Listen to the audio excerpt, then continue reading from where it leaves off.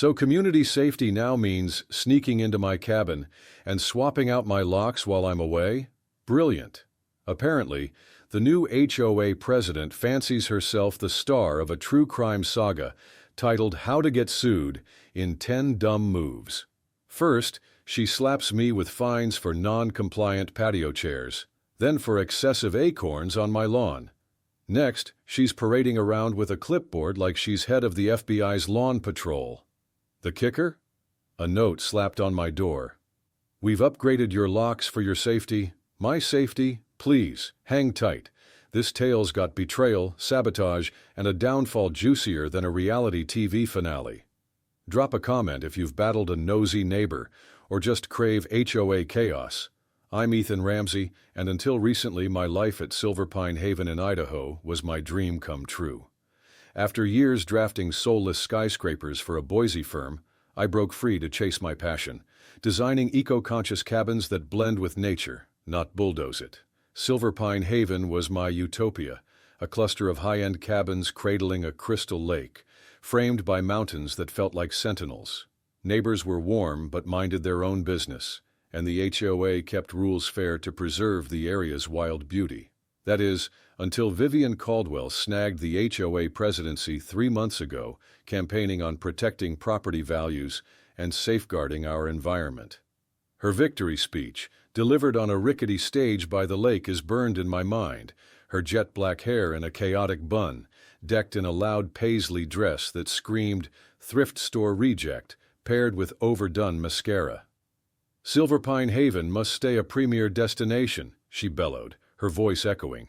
That means enforcing standards. Her first HOA meeting was a red flag. Vivian unveiled a massive binder stuffed with safety regulations that seemed crafted to let her snoop on everyone's property. These fire safety rules are non-negotiable, she declared, rattling off bizarre mandates about paint hues, ladder positions, and mandatory inspections. Recent wildfires in Oregon prove we can't be lax. No one pointed out Idaho's different climate or our existing fire codes. I stayed silent, hoping to fly under her radar, but her eyes kept darting to me, narrowing like she was sizing me up for trouble. As the meeting ended, I overheard George Harlan, the former HOA president, a wiry, gray-haired guy in his 70s, mutter to a neighbor, "This isn't about safety. Wait and see." Soon after, a cabin on Aspen Lane got hit with major code violations. The owner, a retired librarian named Clara, faced thousands in fines. 2 weeks later, a for sale sign sprouted in her yard. The next day, I caught Vivian strolling my property's edge during her inspection rounds, snapping photos of my solar panels and outdoor lights. My cabin was my pride, a sleek take on rustic design, with a sloped roof and vast windows to soak in sunlight and mountain views. Its originality seemed to make me a target. The first violation notice came the next day, claiming my exterior stain, approved 2 years prior, was a shade too bold per the new rules. The $50 fine was petty, but it lit a fire in me. I paid it, plotting my counterattack.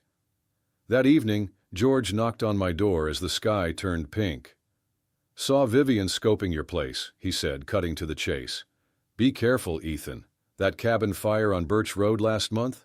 Not an accident, no proof, but she's got you in her sights." As he left, my phone pinged with an HOA email. "Mandatory fire safety inspection tomorrow, 1 p.m. I showed George, who frowned. "Don't let them in. Check your locks."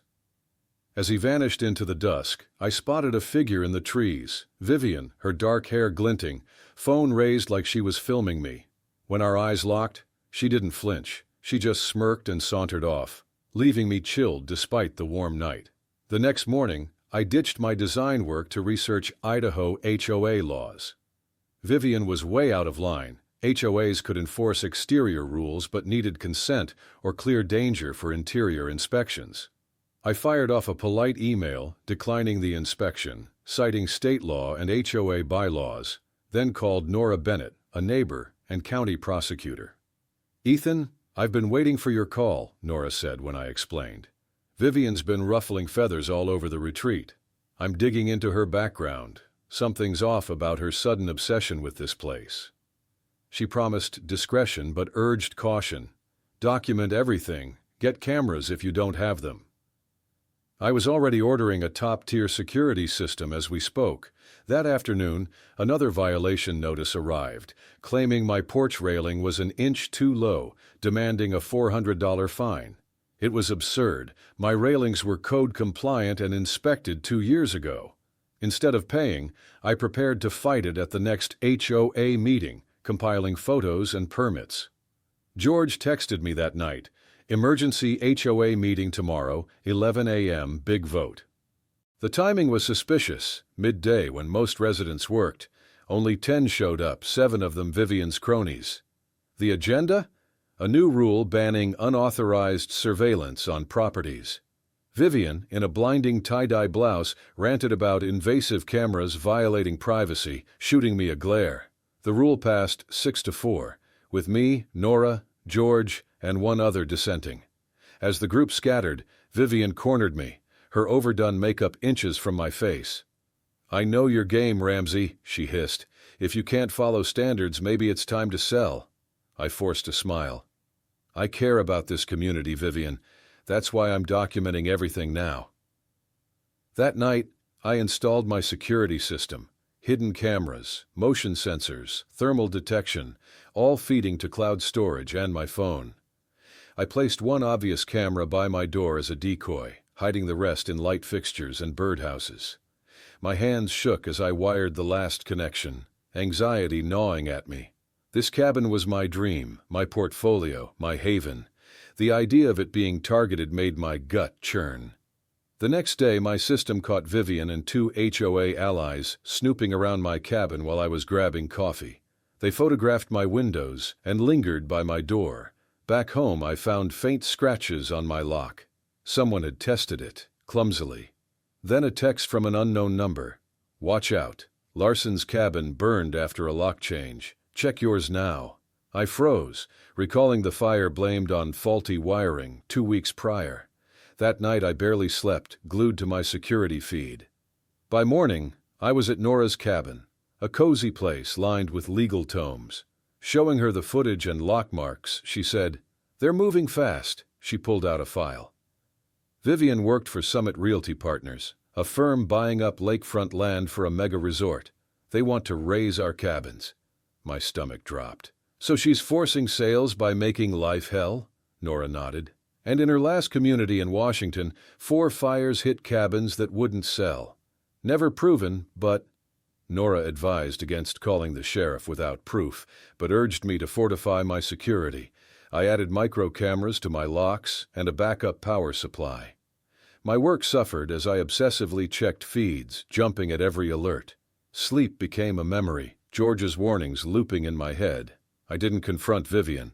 I wanted her to hang herself with evidence. 3 days later, an HOA notice demanded I remove my illegal cameras within 48 hours or face a $900 fine. Instead, I publicly dismantled the decoy camera during Vivian's patrol, catching her smug grin on my hidden feed. My real cameras stayed, now auto-sending break-in footage to Sheriff Dan Carter, a no-nonsense guy George introduced me to last summer. George visited that night, voice low. Talked to folks who left Silver Pine Haven. Same pattern, violations, harassment, then accidents, vandalism, damage, or fires. Always lock issues first. I showed him my upgraded system. He approved but looked grim. She's not alone. Saw her with a slick guy in a suit, meeting at the retreat's edge. The next morning, a client meeting forced me to leave for a 2-hour drive. I triple-checked my system, especially the lock cameras. As I pulled out, Vivian watched from the trees, her triumphant smirk chilling me. During my meeting, my phone lit up. Motion at front door. Lock tampering. Unknown persons. Footage showed Vivian and a locksmith at my door. Owner requested an urgent lock change for safety. Vivian lied, her voice clear on my hidden mic. My system sent the video to me and Sheriff Carter. I called Carter. "You seeing this?" "I am," he said. "She's committing illegal entry. Where are you?" 25 minutes out, racing back. "Don't confront her alone. I'm heading there." I shaved the drive to 20 minutes, heart pounding. What had Vivian done inside? Planted something, set a trap. I pulled up to find her on my porch, keys dangling, her paisley dress clashing with my cabin's wood tones. "Ethan, you're back early," she cooed, fake concern dripping. "We found fire hazards during an emergency inspection, serious violations." I kept calm. "Changing my locks was necessary?" "Standard procedure for violations," she said, unfazed. Then Carter's cruiser rolled up. My phone buzzed. "Don't mention cameras." Carter strolled over, neutral. "Got a call about illegal entry." Vivian's smile wavered. "Sheriff, just a misunderstanding. I'm conducting a legal HOA inspection." She dangled the keys. Carter asked for specifics. Vivian spun a tale of faulty wiring and flammable clutter. Pure fiction. Her bag bulged, a fresh stain on her dress. "Show me these violations," Carter pressed. Inside, I spotted a fuel canister by my stove, not there before. Carter saw it too, but stayed cool. "Did you move anything, Ms. Caldwell?" "Absolutely not," she lied. Carter showed her my footage. Vivian and the locksmith breaking in. Her face paled. "That's illegal surveillance." "Homeowners can monitor their property," Carter said. "Breaking and entering is illegal." Another clip showed her planting the canister near wiring. She screamed, "It's fake!" and called her HOA allies. As her cronies arrived, I played the footage on my TV, Vivian directing the lock change, rifling my files, planting accelerants. Her allies gasped. Carter held up the canister. "Camping fuel with an ignition device in your bag." Vivian clutched her bag, shrieking about her rights. Carter confiscated it, finding my stolen sketches and a timer. He cuffed her, reading her rights. Vivian snapped, "You fools don't know who you're messing with." The next morning, Silver Pine Haven buzzed with her arrest. George called a community meeting, packed with outraged residents.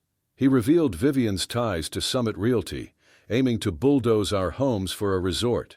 Residents shared stories of harassment, fines, fake violations, pressure to sell. Clara revealed her cabin's structural issues vanished post-sale to a Summit shell company. George was elected interim president, and we formed a committee to gut Vivian's rules.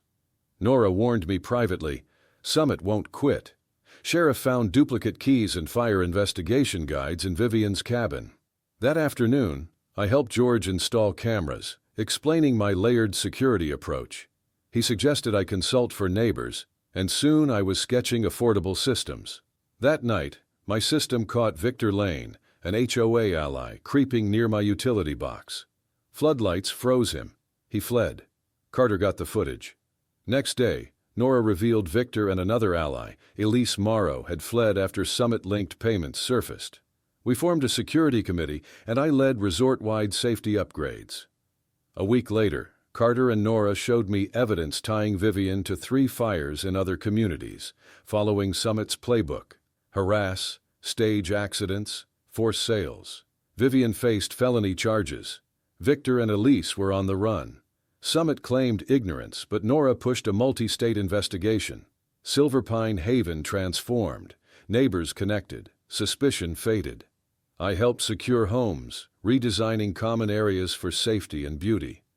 3 weeks later, Summit's lawyer offered hush money. I refused, backed by Carter and Nora, who hinted at Summit's deeper scrutiny. The community adopted new bylaws, and Clara fought to reclaim her cabin. As sunset gilded the lake, Nora noted my role in uniting us. Vivian was cutting a deal, exposing Summit for leniency. That night, my system found a military-grade transmitter in my electrical panel. Summit's work, not Vivian's. Carter launched a resort-wide sweep. George proposed a conservation easement to shield Silver Pine Haven forever. We partnered with a land trust, and I designed sustainable community spaces. When another developer's SUV rolled in, our alert system rallied 15 residents, led by George and Nora. Silver Pine Haven stood united, no longer prey, but a fortress of community. Share this saga with your drama-loving crew. Silver Pine Haven's fight is just beginning.